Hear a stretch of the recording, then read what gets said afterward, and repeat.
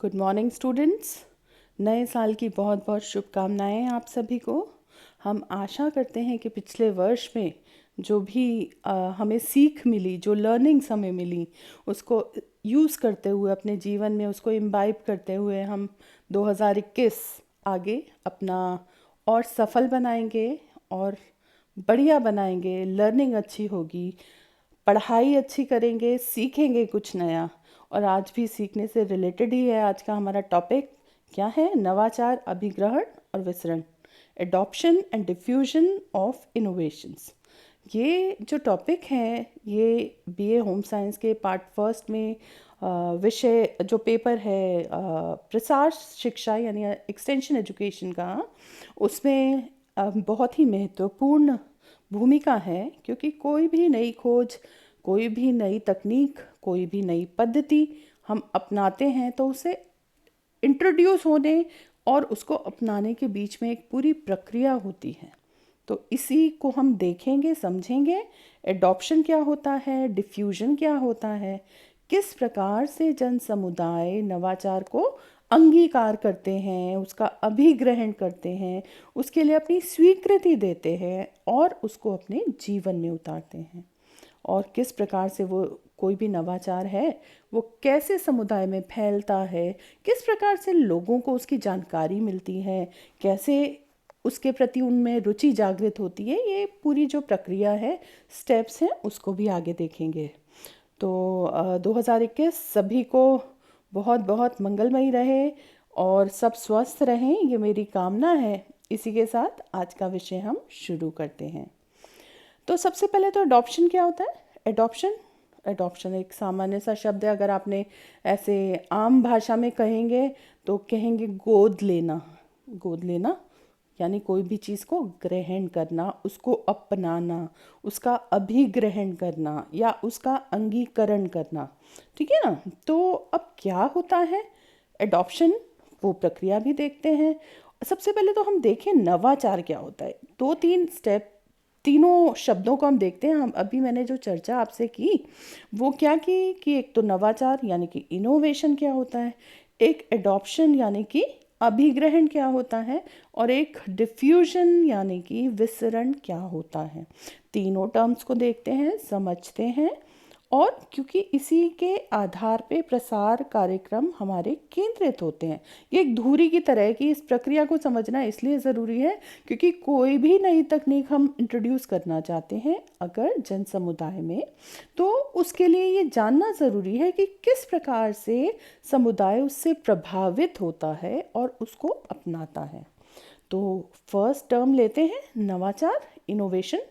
अब इनोवेशन या नवाचार से तात्पर्य है कोई भी नई खोज। और ये खोज किस लिए होती है?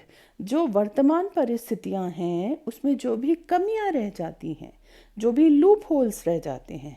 लूप होल्स यानी कि उसकी वीकनेसेस क्या क्या हैं, कमियां क्या हैं, कमज़ोरियां क्या हैं, उस पद्धति को आगे रिसर्च होती है, शोध होता है, उसका विश्लेषण होता है। नहीं, फिर उस विश्लेषण के उपरांत, स्टडी के बाद, रिसर्च अध्ययन के बाद कुछ जो उसकी कमियों को दूर करने का प्रयास किया जाता है, उससे और बेहतर चीज़, बेहतर पद्धति लाने का प्रयास किया जाता है। तो यही वो नई खोज ही नवाचार है। अब ये क्या हो सकता है? कोई नई खोज भी हो सकती है, कोई नई पद्धति हो सकती है, यानी कि कोई मेथड हो सकता है, कोई भी। अब जैसे कि पहले खाना कैसे बनता था? चूल्हे पे लकड़ियाँ जला के, लकड़ियाँ ईंधन के रूप में इस्तेमाल होती थी और खाना बनाया जाता था। तो वो एक पद्धति थी, एक मेथड था। लेकिन अभी आप देखेंगे कैसे बनता है खाना। खाना बहुत सारे तरीके हैं। एक आम व्यक्ति जो यूज़ करता है तो वो है एलपीजी, जो हमारा लिक्विफाइड पेट्रोलियम गैस है। वो गैस का इस्तेमाल करना एक आम व्यक्ति ज़्यादातर केसेस में यही यूज़ करता है। तो अगर हम देखें कैसे ये स्विच ओवर कैसे हुआ, तो एक लंबा समय लगा। सीधा जो गाँव में, आजकल गाँव में भी पूरी तरीके से गैस सिलेंडर का ही उपयोग किया जाता है। गैस अवेलेबल हो गई है, उपलब्ध होती है सबको। और कुछ कमी लोग मिलेंगे या कुछ कमी ऐसे पैचेस आपको मिलेंगे जहाँ पे कि वो आज भी लकड़ी और ईंधन ही इस्तेमाल कर रहे हैं, ईंधन के रूप में इस्तेमाल करके चूल्हा कर रहे हैं। करते हैं ज़रूर कुछ कहें कि ओकेजन्स के लिए, कुछ परिस्थितियों में या कभी, लेकिन एक विकल्प के तौर पे एलपीजी उन्हें सहज उपलब्ध होता है। ठीक है ना। तो ये जो प्रक्रिया है, switch over from the would wear, जहाँ पे लकड़ी ईंधन के रूप में इस्तेमाल हुई, और उसको स्विच ओवर कहाँ हुआ, उससे हस्तांतरण कहाँ हुआ, आगे बढ़ोतरी हुई, वृद्धि हुई, विकास हुई एलपीजी गैस सिलेंडर इस्तेमाल करने का, जिसमें कि धुआं नहीं होता, स्मेल नहीं होती, खाना जल्दी बन जाता है, बहुत इजी टू यूज़ होता है कि गैस तो बच्चा भी यूज़ कर सकता है, और वो अगर चूल्हा जलाने की बात करें तो वो एक आसान काम नहीं होता। तो जो पहले वाली कुकिंग की पद्धति में कमियां रह गई थी कि चूल्हे का इस्तेमाल करते हुए जो जो कमियां उनको महसूस होती थी, और आँखों में धुआं लगता था, आँखें खराब होती थी, और उसको अगर एक बार बुझ जाता था तो वापस जलाने में काफ़ी समय लगता था। और उन सब कमियों को देखते हुए फिर रिसर्च हुई, शोध हुई कि भाई अब क्या और उपयुक्त तरीका हो सकता है जिसमें ईंधन के रूप में कुछ और यूज़ करें और ये सुविधाजनक प्रक्रिया हो जाए। तब फिर पहले गोबर गैस इस्तेमाल करने का भी बहुत ज़्यादा प्रचलन हुआ था और रिवॉल्यूशन हुआ था। एक और बहुत सारे विकल्प हैं, हालांकि सौर ऊर्जा इस्तेमाल करके भी खाना पकाया जा सकता है, बहुत सारी तकनीकें होती हैं। और गैस के अतिरिक्त अब तो बिजली से भी, अब क्या बहुत सारे वर्षों से बिजली से भी खाना बनेगा, तो हीटर है, इंडक्शन है, इलेक्ट्रिक प्लेट है, ये सभी तरीके हैं। तो आप कहने का आशय समझ रहे हैं कि जो पहले कमियां रह गईं उस तकनीक में जो लोगों को समस्याएं आती रहीं, उसने उत्प्रेरणा दी कि उसमें कुछ बदलाव आना चाहिए, और बदलाव लाने के लिए शोध ज़रूरी है, अध्ययन ज़रूरी है, और अध्ययन से जो नए निष्कर्ष निकले, जो नई तकनीक निकली, जो नई पद्धति निकली, नई खोज निकली, वही नवाचार है। तो उसे हम कहेंगे इनोवेशन, नवाचार। अब ये किसी भी क्षेत्र में हो सकता है। अभी मैंने आपको एक हाउस होल्ड एग्जाम्पल दिया गैस का, इसके अलावा कृषि के क्षेत्र में हो सकता था, पहले हल चलाते थे ट्रैक्टर से, अब तो बहुत सोइंग के लिए यानी बीज रोपने के लिए भी और हार्वेस्टिंग के लिए भी मशीन्स उपलब्ध हैं। तो कृषि में हो सकता है, कोई भी मैन्युफैक्चरिंग जो प्रोडक्शन यूनिट्स होती हैं, उत्पादन यूनिट्स होती हैं, इकाइयाँ होती हैं उत्पादन की, वहाँ पे भी कितना ज़्यादा डेवलपमेंट हुआ है, विकास हुआ है, मॉडर्नाइजेशन हुआ है, ऑटोमेटिक मशीन्स बन गई हैं, तो वो सुविधाजनक है इस्तेमाल करने में, और उससे उत्पादन में भी वृद्धि हुई है, तो वो नवाचार है। तो अब ये जो नवाचार है वो निरंतर जो हमारे रिसर्च स्टेशंस हैं, वैज्ञानिक हैं, वो उसके ऊपर शोध करते रहते हैं और इससे नई नई खोजें निकलती हैं, उसी को इनोवेशन या नवाचार कहेंगे। अब दूसरी प्रोसेस आप देखिए, एडॉप्शन या अभिग्रहण। यहाँ पे आप देख रहे हो, अब एडॉप्शन क्या है, ये खोज तो हो गई, लेकिन वो खोज जब तक जन समुदाय स्वीकार नहीं करे और स्वीकार करने के बाद उसको उपयोग न करें, तब तक उसका कोई यूज़ नहीं है। क्योंकि खोज को अगर लोगों ने अपनाया नहीं तो उस खोज का क्या फ़ायदा। एडॉप्शन यही प्रक्रिया है, अभिग्रहण यही प्रक्रिया है कि ये जो नवाचार है उसका अंगीकरण किया जा रहा है, किसके द्वारा, जन समुदाय के द्वारा। तो जो कम्युनिटी है वो उसको एब्जॉर्ब कर रही है, एक्सेप्ट कर रही है, इम्बाइब कर रही है, वही उसको अंगीकार कर रही है, नवाचार को ग्रहण कर रही है। और ये एक सीधी सरल प्रोसेस नहीं है, सीधी सी प्रक्रिया नहीं है। आप सोचिए कि भाई आज नई खोज हुई और कल लोगों ने उसे अपना लिया। एक लंबा समय लगता है लोगों को बदलने के लिए। एक बहुत ही सामान्य सी मानव साइकोलॉजी है। आप कहेंगे कि सोचेंगे कि जो जो चल रहा है ना उसमें लोग बड़े खुश रहते हैं, और उससे कहें कि कुछ बदलाव लाना है, चेंज करना है, तो उस चेंज में थोड़ी से एफर्ट्स लगते हैं, प्रयास लगते हैं, आसानी से वो बदलने को तैयार नहीं होते। चाहे वो सोच के बारे में हम बात कहें, विचारों के बारे में बात कहें, चाहे कोई नई तकनीक को अपनाने के बारे में हम कहें। तो एडॉप्शन एक बहुत ही इम्पॉर्टेंट प्रोसेस है और नवाचार को, जिसमें कि समुदाय, जन समुदाय स्वीकार करता है नवाचार को ग्रहण करता है। अब इसके लिए एक मेंटल प्रोसेस भी अंडरगो होती है, एक मानसिक चिंतन होता है, विमर्श होता है, सोच विचार होता है। ऐसे ही नहीं कि आज नई चीज़ आई भाई और हमने उसको ले लिया, अपना लिया, ऐसा नहीं होता। तो इसीलिए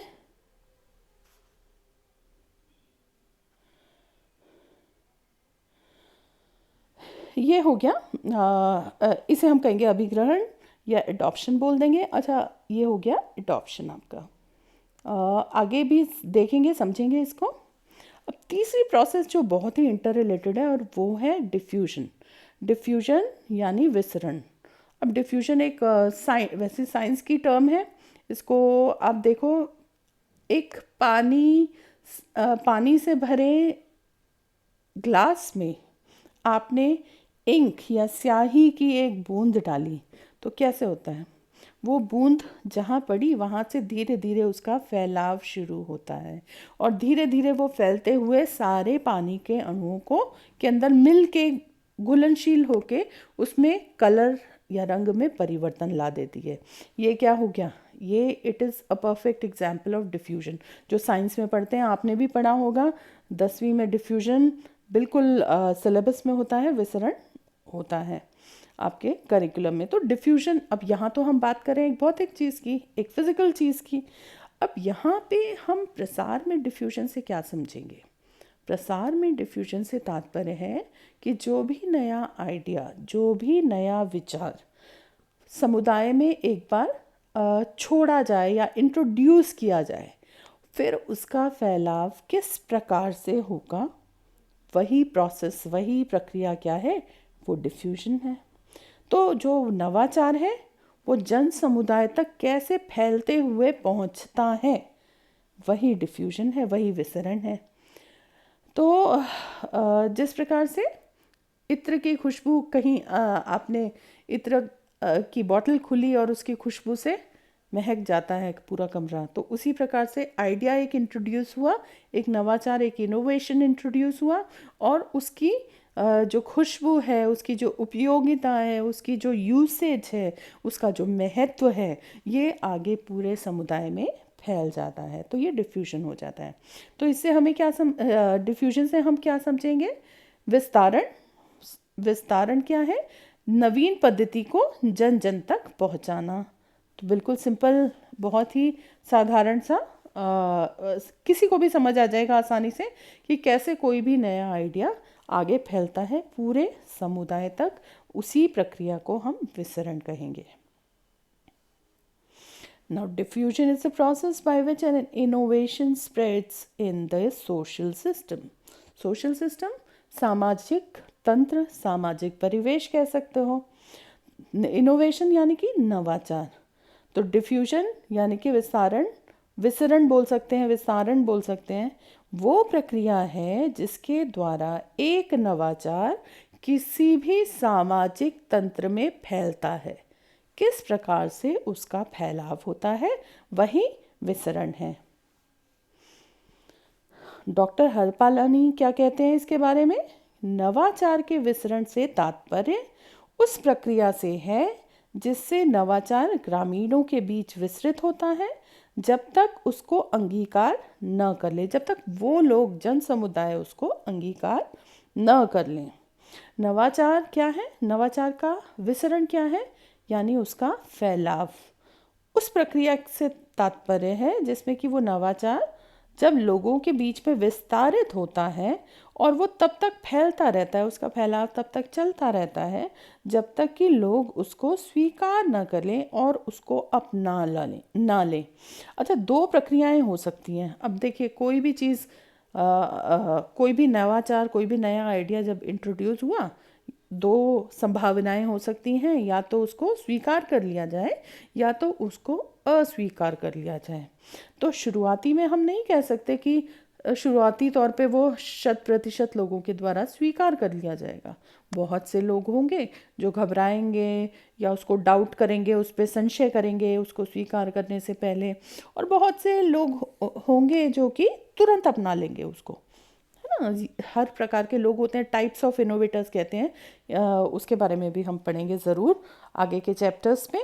तो लोग जैसे अलग अलग कैटेगरी के, अलग अलग श्रेणियों के ऐसे नवाचार ग्रहण करने वाले लोग हैं ना, उसके आधार पे हम डिसाइड कर सकते हैं कि किसी भी क्षेत्र में कितनी जल्दी कोई भी नवाचार को स्वीकार किया जाएगा। तो हमारा हम क्योंकि हम पॉजिटिव आउटलुक रखते हैं, हम सकारात्मक सोच रखते हैं कि उस नवाचार को अपनाया जाएगा जन समुदाय के द्वारा, लेकिन फिर भी संभावना तो ये भी हो सकती है कि लोग उसको स्वीकार ना करें, ऐसे रिजेक्ट कर दें, रिजेक्टर्स हों। तो रिजेक्ट करने वाले लोग भी हो सकते हैं, उनके साथ फिर वो प्रोसेस शुरू होती है कि हम उनको कन्विंस करें, जो प्रसार कार्य करता है वो उनको कन्विंस करें, प्रयास करें कि वो उस आइडिया को समझें, किस प्रकार से वो उनके जीवन में की गुणवत्ता में वृद्धि करेगा, उनका जीवन थोड़ा सुलभ बनाएगा। तो वो चीज़ें जब समझ में आएंगी और जब वो लोगों को उसको आइडिया को इस्तेमाल करते हुए देखेंगे, तो वो अपने आप धीरे धीरे उसको, वो जो रिजेक्शन था, अस्वीकार करना था, वो फिर स्वीकार करने की प्रक्रिया में बदल जाने की पूरी संभावना रहती है। ठीक है। तो डॉक्टर हरपालानी की ये जो डिफ्यूजन या विसरण की परिभाषा है, देखिए उसको, नवाचार के विसरण से क्या तात्पर्य है? इस प्रक्रिया से तात्पर्य है जिससे कि नवाचार ग्रामीणों के बीच तब तक विसरित होता रहता है जब तक कि वे उसको अंगीकार न कर लें। तो ये बहुत ही महत्वपूर्ण चीज़ है। अब तीनों टर्म्स आपको क्लियर हो गई। मैं उम्मीद करती हूँ कि ये तीनों, इनोवेशन, एडॉप्शन, डिफ्यूजन, नवाचार, अभिग्रहण, विसरण, तीनों शब्द जो है आपको स्पष्ट समझ आ गए हैं। अब अगली क्लास में हम जानेंगे इसके स्टेप्स कि किस प्रकार से कोई भी नवाचार को समुदाय स्वीकार करता है, उसका अभिग्रहण करता है। धन्यवाद।